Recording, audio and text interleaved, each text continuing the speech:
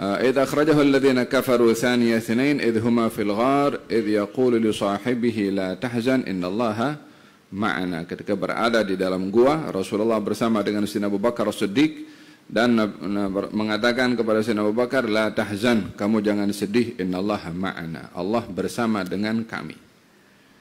Bila diartikan kebersamaan seperti mana bersamanya Sayyidina Abu Bakar dengan Rasulullah, berarti ada yang lain di sebelah situ.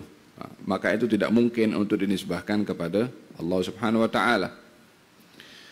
Hal ini juga ketika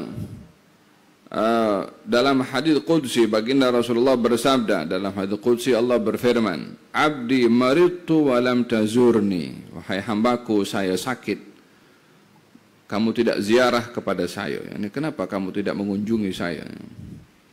Kata hamba mengatakan, "Kaifa maridtu wa anta Rabb?" Bagaimana kamu sakit sementara engkau adalah Tuhan? Allah menjawab, "Tidakkah kamu mengetahui kalau kamu menziarahi hambaku yang sakit, maka kamu dapati aku di sana." Kalimat di situ, saya sakit. Ya Allah maksudnya. Mana ada Allah sakit? Kamu akan dapati saya di sana. Yang pada orang yang sakit. Maksudnya berarti di tempat lain tak ada. Di tempat orang sehat tak ada.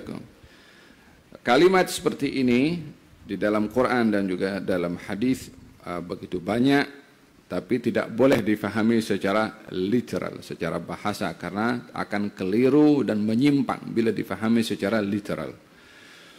Maka diartikan dekatnya Allah dengan orang yang sakit, maksudnya adalah orang yang berdoa di tempat orang yang sakit mustajab.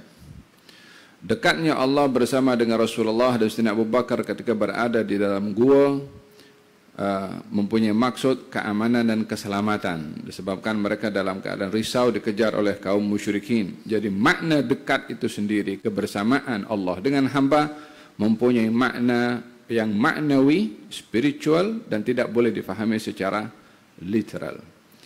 Sama juga ketika di dalam Al-Quranul Karim Allah Subhanahu wa taala berfirman, فلولا إذا بلغت الحلقوم أنتم حينئذ تنظرون ونحن أقرب إليه منكم ولكن لا تبصرون. Yani kalau sudah nyawa ruh sampai ke tenggorokan, wa antum hinaidin tanzurun, kamu waktu itu tengok orang sedang dalam keadaan nazak itu mau meninggal dunia, wa nahnu aqrabu ilaihi minkum, kami Allah lebih dekat berbandingkan kamu. Ini orang sedang sakit, kita di sebelahnya terus katanya Allah lebih dekat. Macam mana kata lebih dekat di sini? Ianya bukan merujuk kepada dekatnya jisim. Dalam Al-Quranul Karim Allah berfirman, walaqad khalaqnal insana wa na'lamu ma tuwaswisu bihi nafsuhu wa nahnu aqrabu ilaihi min hablil warid.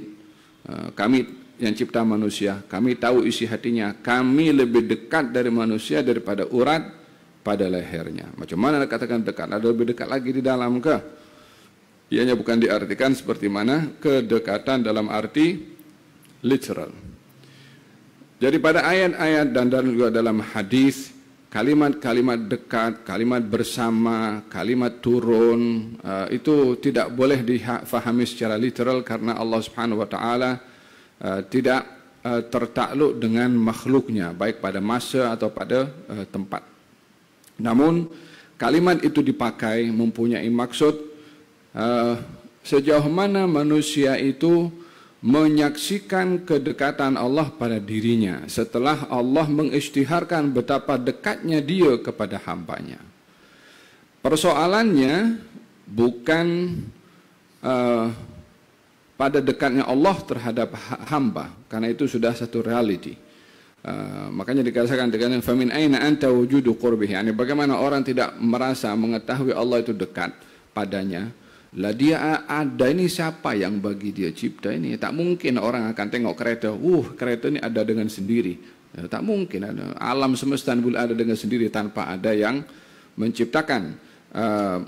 Mengetahui adanya yang mengadakan dengan melihat apa yang ada, itulah bahagian daripada arti dekat dengan Allah, menyaksikan Allah pada apa yang dilihat pada makhluk-makhluknya Allah, syuhudul mukawwin minat takwin atau minal kaun, menyaksikan al-mukawwin yang mencipta alam.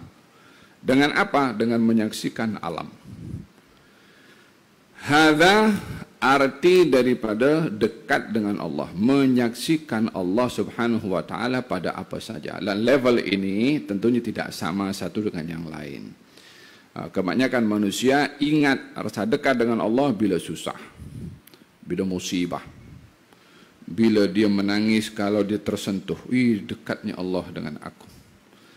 Manusia selalunya merasa dekat dengan Allah bila perlu pada Allah. Tapi kalau dia sedang enjoy, sedang nikmat, sedang seronok, sedang happy, dia tak rasa. Dia hanya lihat kepada apa yang dirasa pada kegembiraan dan kesenangan itu sendiri. Hada satu level.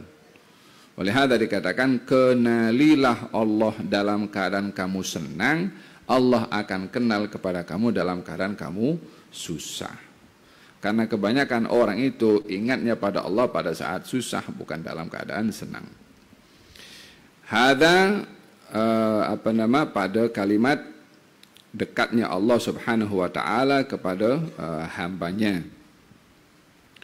Wa kata beliau mengatakan fatastafida min hadhihi al-musyahadah, yakni kalau kamu sudah memahami bahwa arti dekat kepada Allah Subhanahu wa taala adalah kamu menyaksikan betapa Allah memantau kamu, melihat kamu, memerhati kepada kamu, maka akan dilihat hasil daripada kedekatan Allah kepada kamu. Dengan penyaksian tersebut, kamu malu pada Dia, kamu sopan pada Dia, kamu risau untuk tidak dilihat pada tempat yang Allah suruh kamu ada, atau kamu tiada pada tempat, atau kamu ada pada tempat yang Allah suruh kamu tiada. Ini hasil daripada orang rasa dekat dengan Allah Subhanahu wa taala. Yang pertama, malu. Apa sebabnya? Disebabkan oleh kerana dia tahu kalau Allah memantau kepada dia 24 jam, tetapi dia tidak menghargai pemantauan Allah dengan melakukan hal-hal yang mungkin. Bukan makruh ataupun haram, tapi melakukan sesuatu yang mubah, tetapi ianya tidak layak dilakukan di hadapan Allah Subhanahu wa taala. Pasti dia akan punya rasa malu. Walihada dikatakan, apakah maksud daripada orang merasa dekat dengan Allah? Artinya adalah tidak ada di tempat yang Allah larang dia untuk ada, dan dia mesti ada pada tempat yang Allah suruh dia ada. Itu arti juga rasa dekat dengan Allah Subhanahu wa taala. Wa hadza maqamul ihsan, kedudukan ihsan, an ta'budallaha ka'annaka tarahu fa in lam takun tarahu fa innahu yaraka. Hendaklah kamu menyembah Allah seakan-akan kamu melihat Allah. Jika tidak, ketahuilah bahwasanya Allah melihat kamu. Hada bait atau hikmah yang ke-214, arti dekat kepada Allah Subhanahu wa taala. Naam.